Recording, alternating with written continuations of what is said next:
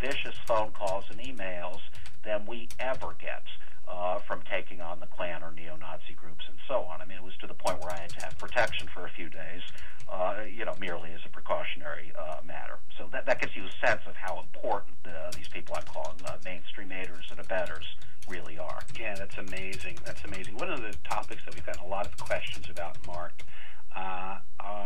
is the Tea Party movement. Laurie, Gordon, Janet, Nancy, John and Janet just sent questions in.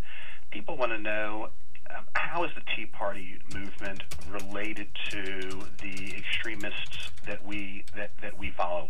Are they related? Would you call them all extremists? What's your take on that? Well, I think it's a rapidly developing situation.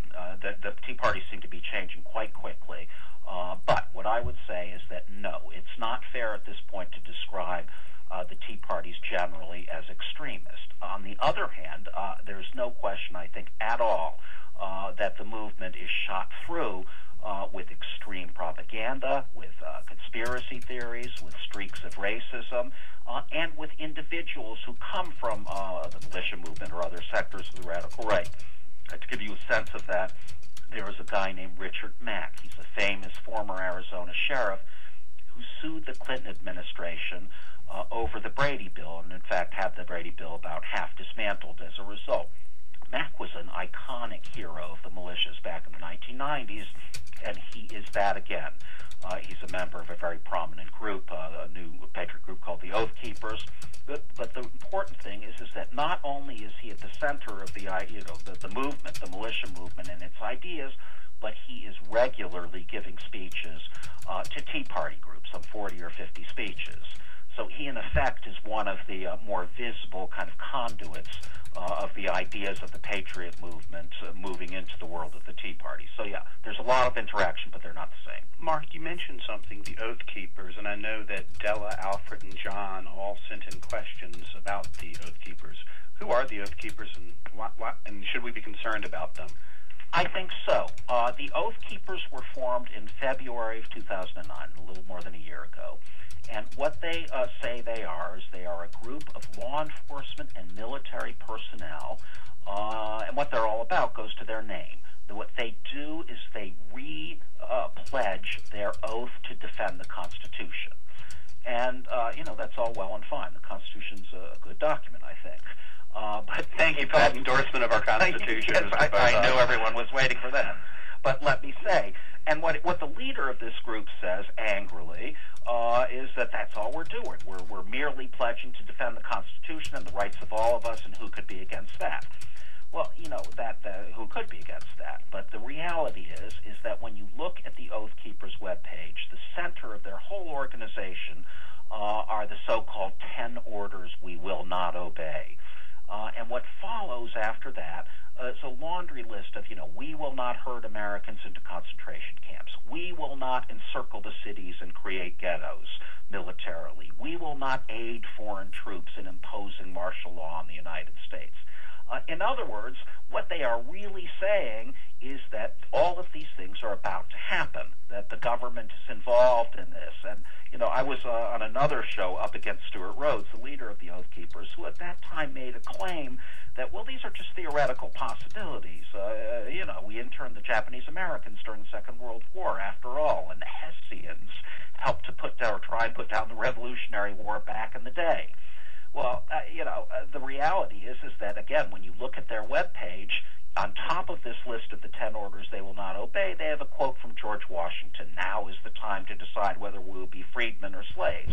And then Stuart Rhodes writes right after that, "Such a time is upon us again." In other words, it's a group that sees terrible conspiracies right around the corner, and the people they're recruiting are people, our law enforcement and military officials. Before we go further, I just wanted to say hello to some folks who've joined us. We have a 7th grade class from West Virginia, and I want to get to their question in a second. But before I do, Mark, I know we've talked a lot about kind of these anti-government patriot groups. We've talked a lot about these militia groups, but we really haven't talked about kind of those hardcore hate groups, the neo-Nazi groups, the Klan groups, the racist skinheads. What's up with that world, Mark? Well, basically, in the case of the hate groups, we've seen a rise, and it's a rise unlike the patriot groups that's been steadily going on for a decade now, going all the way back to 2000. So back in the year 2000, we counted. That's one of the things SPLC does, is count these groups. We counted 602 groups. By last year, that number had risen to 932, which is about a 55% rise. And what I think is important to understand is that rise, in addition to the factors we've been talking about, Obama's election, the changing population, and so on, that rise was really driven almost entirely by non-white immigration. I say that because we know, because these groups... Wait a minute, Mark, you're not saying that kind of non-white immigrants are joining the hate movement, are you? What do you mean? No, I'm not.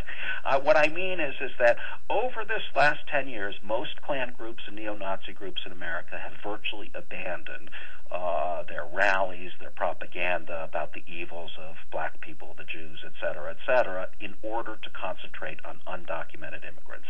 Because they understand that a lot of Americans are concerned about the immigration situations. The polls show about 3 out of 4 Americans think essentially we're in the middle of an immigration crisis. And, of course, from the point of view of the Klan or the Nazis, it's a purely racial issue, right? It's about brown people. So they've been very successful organizing on that basis over the last decade. So to come back again, we've seen about an over a 50% increase in the number of hate groups since the year 2000? That's right. I mean, we're now at 932, which is getting precious close to 1,000. Just very briefly, Mark, what do you know, I know we have a lot of questions about, when we call a group a hate group, when we don't. What's the basic criteria that you use?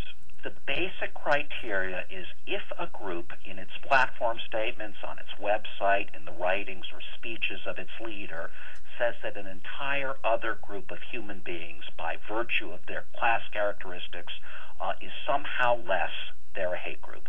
In other words, it has nothing to do with criminality or our estimate of their potential for violence. It's all about ideology. So if you say, all white people are blue-eyed devils, all black people are criminals, all the Jews are whatever it may be, that makes you a hate group in our eyes. I see. Let me come back. Let me come toward the issue that the 7th grade class in West Virginia has raised. I know we had a lot of questions about it, one from Joseph in New York. He and others have asked, kind of the effect of hate groups on K-12 education, on the effect of hate groups on young people. Well, first of all, the groups have made quite a lot over the last 15 years or so of direct efforts to reach those kids. So, for instance, a couple of years ago, there was something called Operation Schoolyard, run by a particular neo-Nazi group, and this was an effort to distribute white power music CDs. These were samplers they were handing out for free, literally on the playgrounds of middle schools around the country. Really? Yeah, I mean, they didn't get all that many out. There was such a reaction, you can imagine, by the schools, by the newspapers, but in fact they did manage to distribute some of these. There are other kinds of efforts. There's a neo-Nazi group that created a Martin Luther King page, which purportedly is there to help kids write their reports on MLK that their teachers ask them to do. But, of course, once you get into the page, you realize it's all about, what an evil man Martin Luther King was and so on. These groups have created video games that are explicitly aimed at kids and meant to help them become real racists. Overall, I mean, these things probably have a very small effect. I don't think they're terribly important. But overall, when you look at schools, I think it's worth saying, schools reflect the larger society. So we see very many of the same things in the schools that we see out on the streets. I mean, part of the reaction that we saw after Obama's election was reflected in a school bus full of 2nd and 3rd graders in Idaho going to school one morning chanting, "Assassinate Obama." That obviously doesn't come from those kids' minds. It comes from their parents' dinner tables, from the community around them. Yeah. The FBI's hate crime statistics show, in fact, that campuses, meaning college and high school campuses, are the 3rd most common venue for hate crimes after the streets and individuals' homes. That's amazing. Mark, let me ask, a lot of people want to know about hate groups in their communities. How can they find out about them? Where can they go to learn more about them? Well, the easiest thing is to look at our hate group map. It's really quite a resource. They will find it right on the front page of our main website, or a link to it. It's www.hgov.org. SPL Center, SPLCenter.org, O-R-G. In addition to the